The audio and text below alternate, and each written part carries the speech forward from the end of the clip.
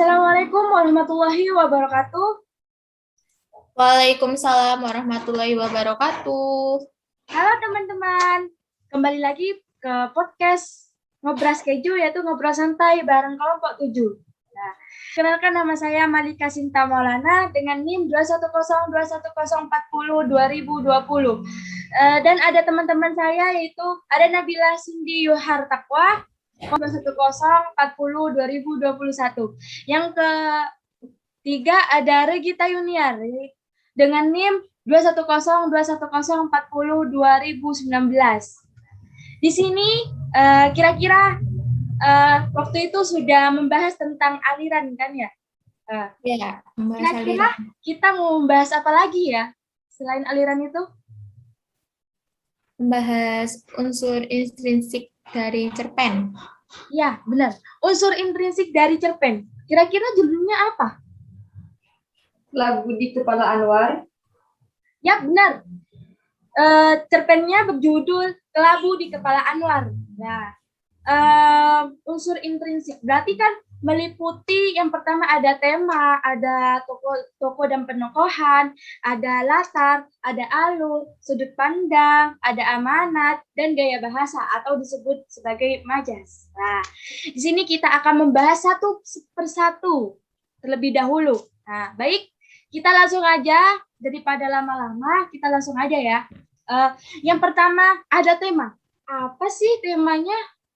Ada yang tahu? Enggak, aku nggak tahu. Regita tahu? Aku juga nggak tahu. Malika? Dalam cerpen yang berjudul Kelabu di Kepala Anwar ini mempunyai tema yaitu hidup Anwar yang penuh dengan tantangan. Mengapa? Karena dari awal sampai akhir itu menceritakan tentang tantangan yang sedang dihadapi oleh Anwar sendiri. Itu pemeran utamanya. Bagaimana sih tantangannya? Banyak sekali tantangan kehidupannya, mulai dari yang bahagia, bahkan yang kesedihan. Lebih banyak sedihnya ketimbang dari bahagianya, seperti itu. Terus yang kedua ada tokoh dan penokohan. Lah, pasti kalian kepo kan? Apa sih tokoh dan penokohnya? Siapa saja sih? Jadi, gimana teman-teman? Ada yang tahu? Enggak, aku juga nggak tahu. Aku juga nggak tahu. Ya, oke. Di sini tokoh dan penokohan dari cerpen Kelabu di Kepala Anwar ini mempunyai 7 tokoh. Yang pertama ada Anwar itu sendiri, yaitu pemeran utama dari cerpen ini. Di sini Anwar memiliki sikap atau berwatak yang protagonis dan bekerja keras sekaligus juga tekun. Mengapa? Karena Anwar sendiri sebagai suami dari istrinya dan sebagai anak dari ibunya, dia akan rela berkorban dan bekerja keras demi memenuhi kebutuhan dari istrinya dan anaknya dan juga ibunya. Karena ayahnya sudah meninggal, jadi ibu kandungnya juga tanggung jawab dari suami dari putranya, yaitu Anwar sendiri, seperti itu. Terus yang kedua ada istrinya Anwar sendiri. Nah, istrinya Anwar, bagaimana sih sikapnya? Di sini istrinya Anwar itu memiliki berwatak atau bersikap watak yang egois dan materialistik atau disebut matrik. Mengapa? Karena di sini istrinya Anwar pengen sekali mempunyai rumah yang mewah, rumah yang besar. Jadi di sini istrinya Anwar menyindir Anwar seperti ini. Masa sih pegawai tambang mempunyai rumah yang kecil, harusnya yang besar gitu Bang, kurang lebih seperti itu. Nah, berarti kan istrinya Anwar itu lebih kepada terpengaruh terhadap ucapan orang lain. Mengapa? Karena istrinya Anwar ini tidak mau dikucilkan oleh orang lain. Nah, jadi dia maunya yang di apa ya, mau di yang disandungkan seperti rumah mewah, gitu. Sehingga hal itu yang membuat sehingga Anwar terpaksa menuruti karena itu istrinya juga, karena juga demi kehidupan istrinya dan anaknya. Tetapi Anwar tidak memikirkan ke depannya itu seperti apa. Nah, terus yang ketiga ada mertuanya Anwar atau bisa disebut ibunya dari istrinya Anwar. Nah, kira-kira bagaimana sih sikapnya? Nah, begini teman-teman, sikap atau watak dari mertuanya Anwar itu gak jauh beda dari istrinya Anwar. Sama di sini mertuanya Anwar juga bersikap lebih ke arah antagonis dan provokator. Mengapa provokator? Karena di sini juga sama sih sama istrinya, yaitu menyindir atau mengata-ngatakan Anwar. Mengata-ngatakan seperti ini ya, masa sih pegawai dari tambang mempunyai tidak pernikahannya tidak dilakukan secara besar, masa dilakukan secara sederhana aja? Ya, kurang lebih seperti itu. Ya, dari sini mertuanya Anwar itu sudah memaksa Anwar untuk membuat pernikahan yang mewah karena pernikahan itu hanya satu kali seumur hidup, sehingga mertuanya meminta itu. Memang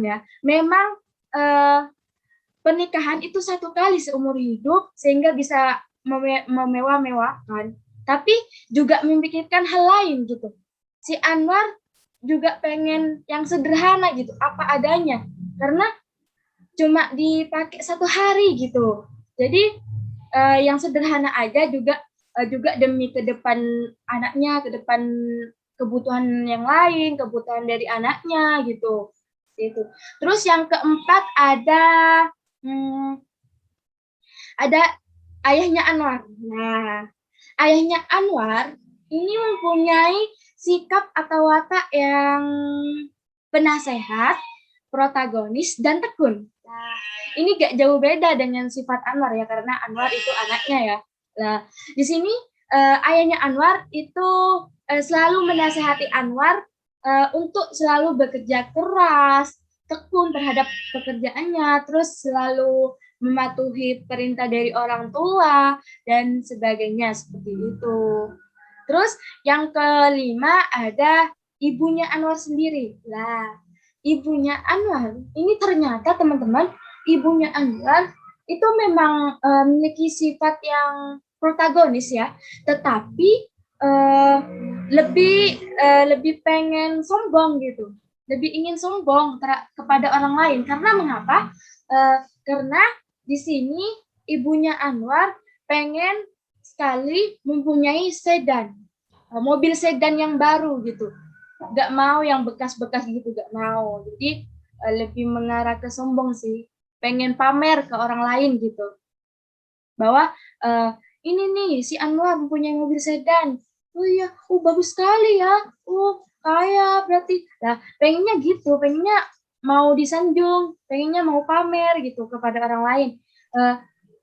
Itu padahal itu tidak bagus ya. Bagi kita juga, bagi orang lain juga tidak bagus, menimbulkan fitnah gitu. Terus yang keenam ada Ibu Parobaya. Nah, Ibu Parobaya ini ternyata teman-teman itu memiliki sikap yang protagonis dan pekerja keras. Mengapa? Karena Ibu Parobaya ini selalu bekerja keras dengan melakukan pekerjaan memulung sampah. Mengapa bisa melakukan memulung sampah ini? Karena dia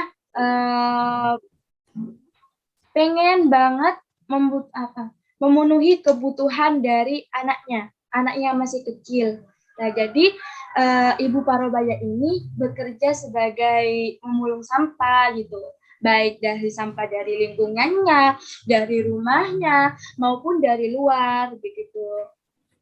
Menurut saya itu gak apa-apa sih, yang penting pekerjaan itu halal dan bisa memenuhi kebutuhan kebutuhan anaknya gitu. Terus ya, yang ketujuh ada anaknya dari ibu Parubaya ini. Ya, di sini anaknya memiliki sikap yang polos ya, masih polos ya, karena anaknya ini masih kecil dan masih digendong oleh ibunya, ditaruh di belakang saat ibunya memulung sampah, itu digendong pokoknya masih polos deh gitu. Terus cuma itu ya, toko dan penokohannya ternyata juga banyak ya, gitu Ya, aja ya.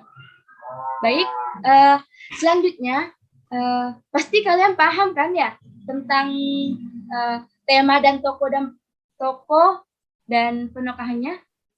Kalian Iya, paham kan? paham banget. Ya, alhamdulillah kalau paham. Selanjutnya ini juga ada latar. Nah, latar. Nah, di sini latar itu ada 3 latar ya. Ada latar tempat, ada latar waktu, ada latar suasana. Nah, di sini sudah ada Mbak Nabila akan menjelaskan tentang latar dari cerpen Kelabu di Kepala Anwar ini. Dipersilakan kepada Mbak Nabila. Terima kasih untuk Mbak Malika.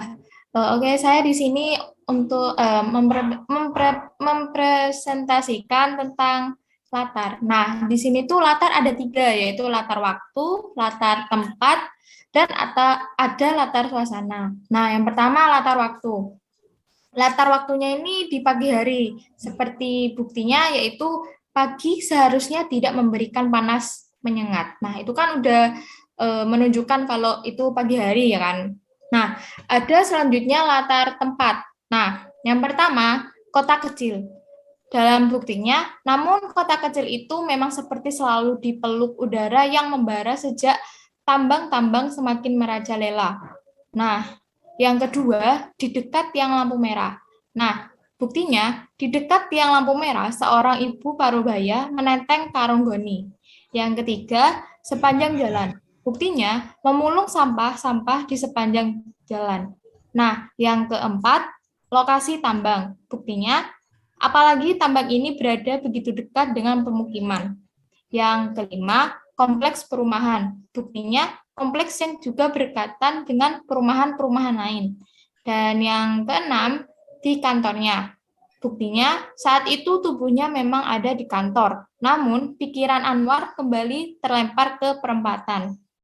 Nah, selanjutnya aku akan jelasin tentang latar suasana. Yang pertama, suasananya bimbang. Sebagai buktinya, tapi ia masih bimbang. Nah, yang kedua, pasrah. Buktinya, maka ia hanya mengangguk kepala dan menyerah pada tahana.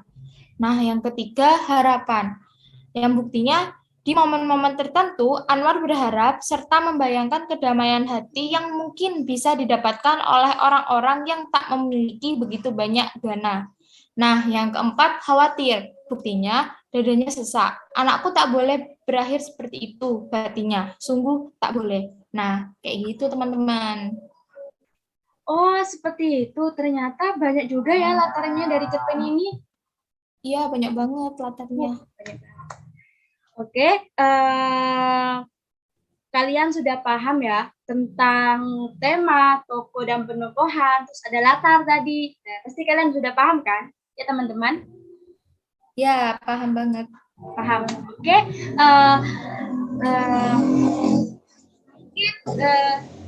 daripada kita melanjutkan ke selanjutnya, mending kita santai-santai dulu ya, biar gak boring juga, santai-santai dulu, ngopi atau bicara tentang apa gitu. Kan ngobrol santai, jadi santai aja dah. Gitu.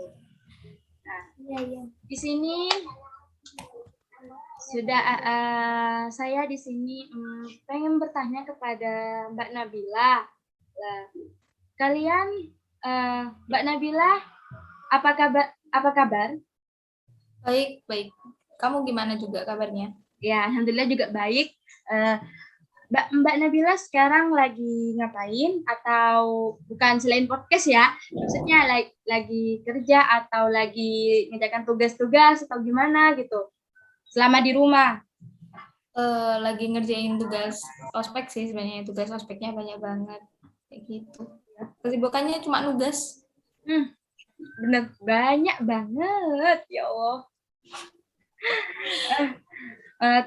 Terus apa sih hobinya Mbak Nabila? Hobi.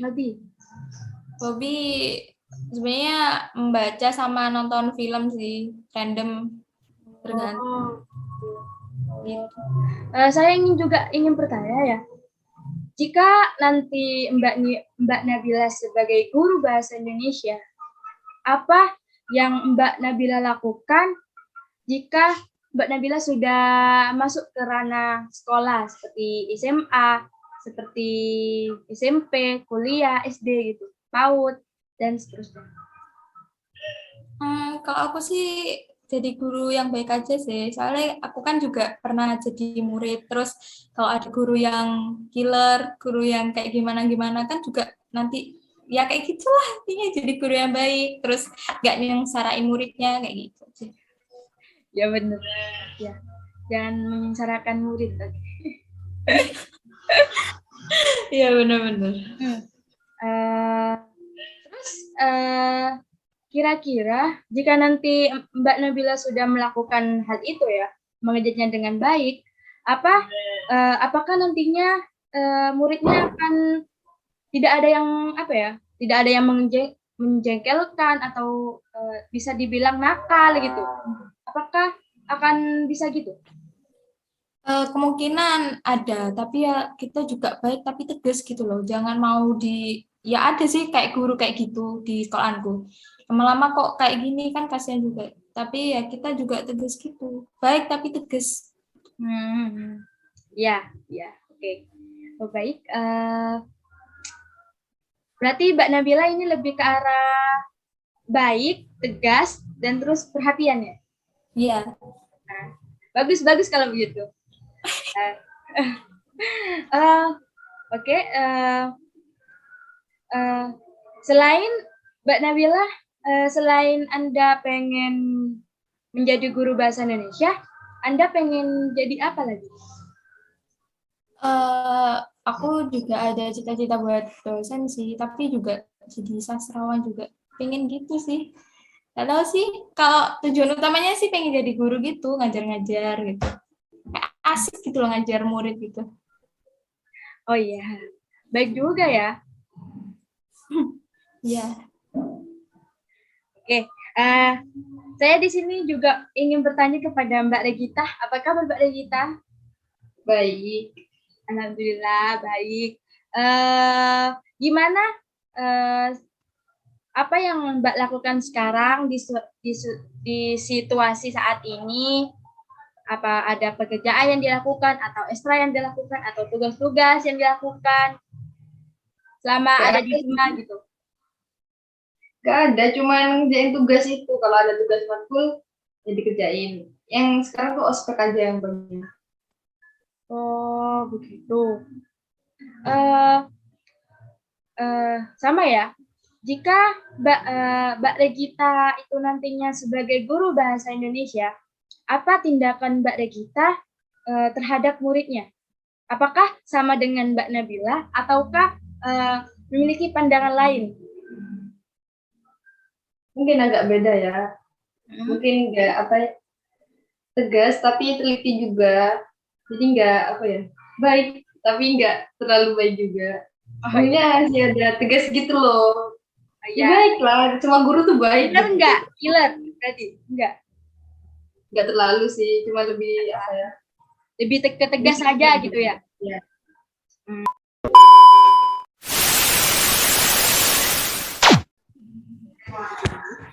Baik, selanjutnya kita sudah santai-santai. Oke, selanjutnya kita akan beranjak ke kegiatan berikutnya, yaitu kita selanjutnya akan membahas tentang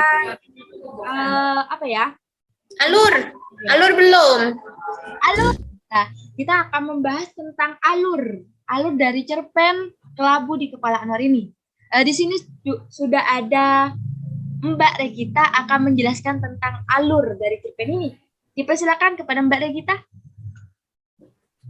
Jadi alurnya teman-teman, yaitu terdapat alur campuran. Kenapa? Karena dimulai dari kejadian sekarang dan dilanjutkan dengan bayangan kejadian yang terdahulu, sehingga adanya pemikiran, serta dilanjutkan lagi kejadian sekarang. Selanjutnya kejadian terdahulu, begitupun berikutnya. Jadi alurnya seperti itu. Jadi itu dimulai dari kejadian sekarang, terus yang terdahulu ya Mbak Regita? Ya. Terus diulang lagi ya Mbak Regita? Iya, jadi alurnya itu termasuk alur campuran. Oh, alur maju mundur berarti kan ya? Ya, benar sekali. Baik, itu dari alurnya ya. Sekarang kita mengalih kepada sudut pandang. Nah, sudut pandang ini gimana ya? Gimana dong? Nah, sudut pandang di sini sudah ada Mbak Nabila akan membahas tentang sudut pandang dari cerpen ini. Dipersilakan kepada Mbak Nabila. Makasih Malika. Nah, saya tuh di sini mau jelasin tentang sudut pandang pada cerpen Kelabu di Kepala Anwar. Nah, seperti pada cerpen Kelabu di Kepala Anwar ini, di mana cerpen tersebut itu memiliki sudut pandang orang ketiga serba tahu. Nah, kenapa? Karena pada sudut pandang orang ketiga serba tahu ini, si penulis akan menceritakan apa saja terkait tokoh utama. Ia akan tahu benar tentang watak, pikiran, perasaan, kejadian, bahkan latar belakang yang mendalangi sebuah kejadian. Nah, ia ini seperti seorang yang maha tahu tentang tokoh yang sedang ia ceritakan. Selain menggunakan kata ganti ia dan dia, kata ganti yang biasa digunakan ialah nama dari si tokoh itu tersendiri. Seperti di cerpen tadi kan ada kata Anwar, ibunya, Putri, seperti itu contohnya.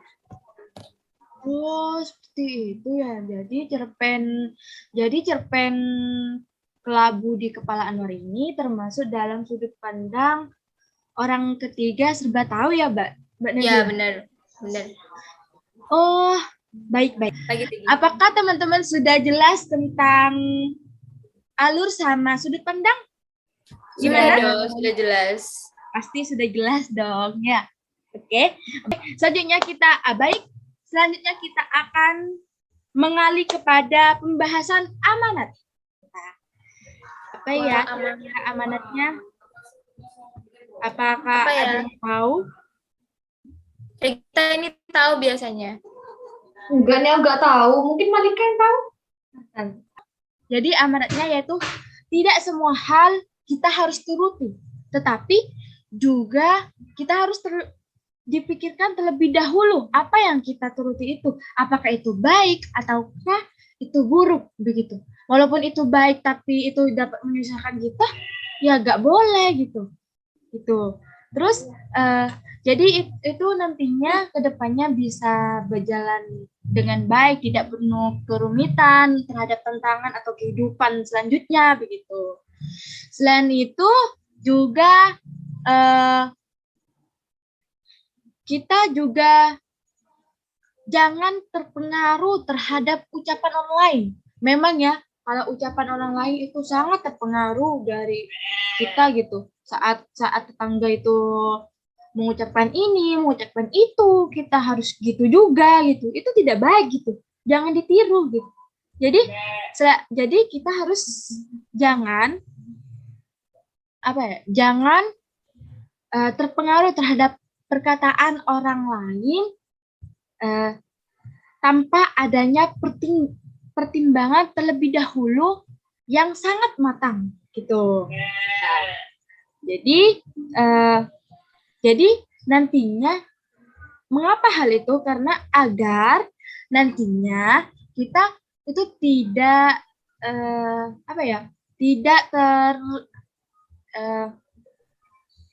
tidak menyesal di kemudian hari gitu. Terus hidup gini ya, hidup yang sederhana itu lebih sangat menyenangkan daripada hidup yang bermewah-mewahan. Mengapa? Karena seperti ini.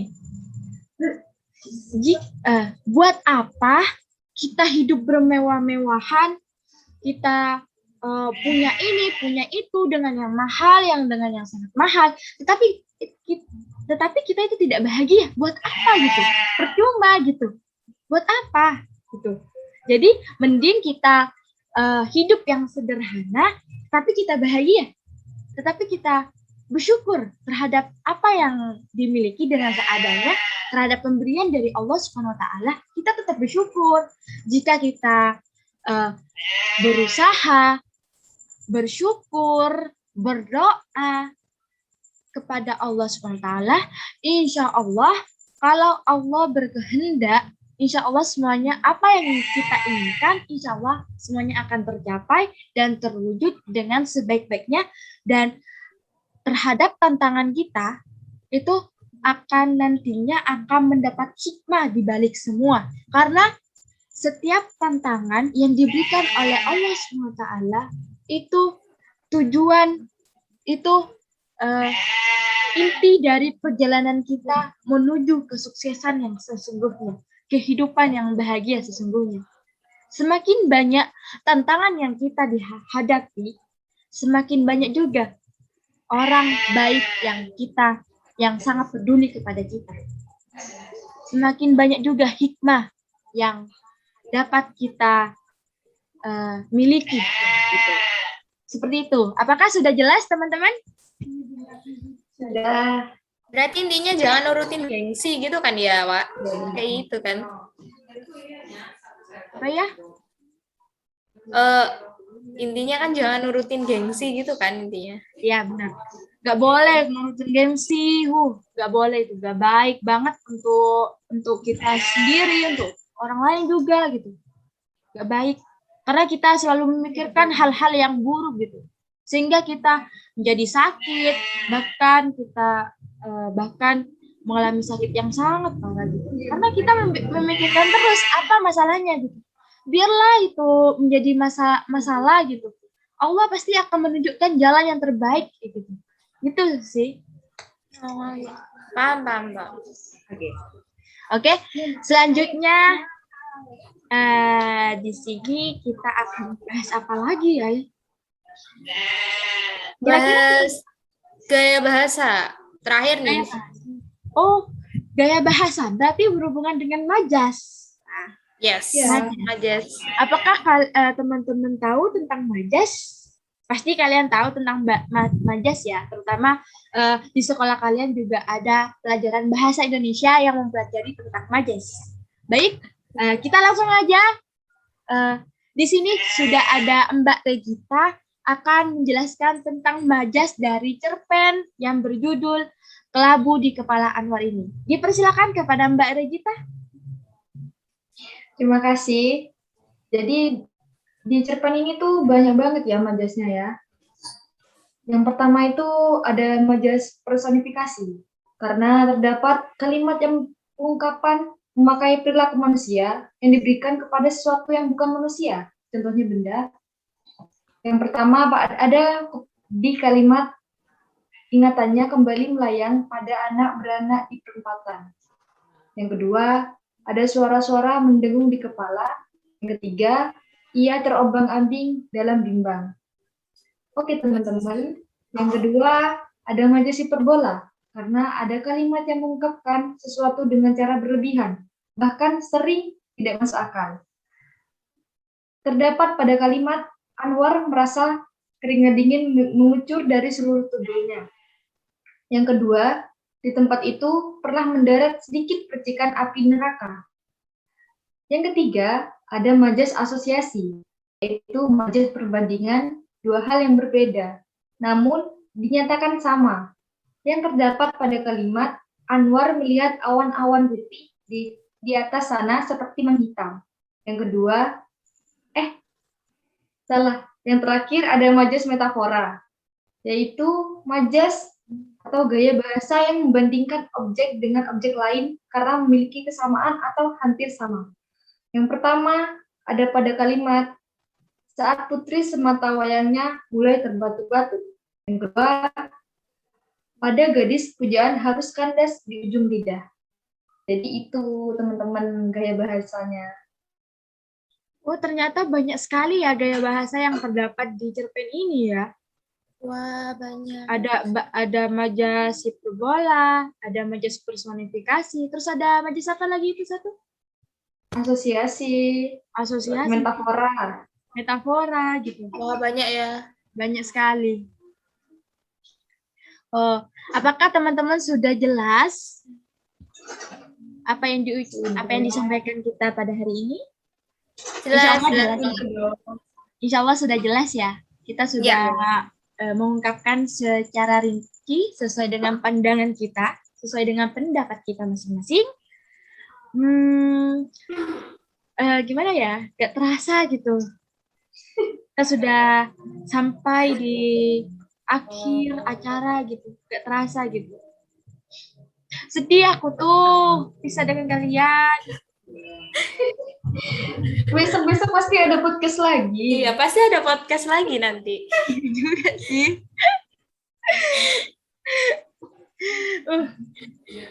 Ya kalau gak ada. Pasti ada lah. Ya offline berarti wes. Janganlah. Kamu belum siap.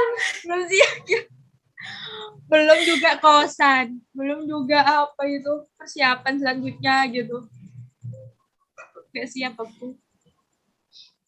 Oh ya, kamu ngekos besok ya? Iya, ngekos. Kita ngekos. Rumahnya Jember, gak usah ngekos. Rumahku deket banget, teman-teman. Buat apa ngekos gitu? Sebenarnya tuh aku pengen menghilang dari Jember. Gak apa-apa ngekos juga, gak apa-apa Regita. Enak gitu. Tuh, rumahku tuh cuma nggak sampai 10 menit loh dari UNED. Oh, deket banget ya. Wow. Terus ini enak sih kalau kebelet apa gitu. Nanti langsung pulang ke rumah aja. Iya. Perlu apa juga ada di situ. Iya. Apalagi sudah kenal dengan gitu. daerah Jember gitu. Aku takutnya nanti nyasar gitu. Pas aku naik motor sendiri gitu. Gak apa-apa, daerah Jember aja. Nanti kalau Regita aja, Rek, aku di sini gimana ini caranya? Iya ya, dah. WA. Iya, WA. Ya udah. Hampir seluruh Jember aku tahu.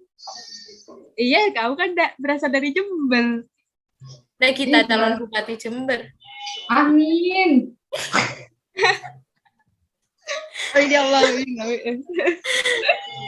Ya udah. Kita akhiri dulu ya. Gak terasa sudah sampai ke akhir acara. Semoga apa yang kita sampaikan ini semoga bermanfaat bagi kalian semua ya teman-teman. Dan semoga dan maafkan kami jika kami mempunyai kesalahan baik dari awal tadi sampai akhir ini. Maafkan kami semua teman-teman. Baik. Oke, saya akhiri. Salam sastra, salam budaya, salam bahasa. Kurang lebihnya mohon maaf. Wassalamualaikum warahmatullahi wabarakatuh. Bye-bye Mbak Regita dan Mbak Nabila. Terima kasih. Bye-bye teman-teman. Terima kasih juga. Sampai jumpa ke podcast berikutnya. Oke. Oke. Sebelumnya jangan lupa subscribe, like, dan komen. Oke. Iya, siap.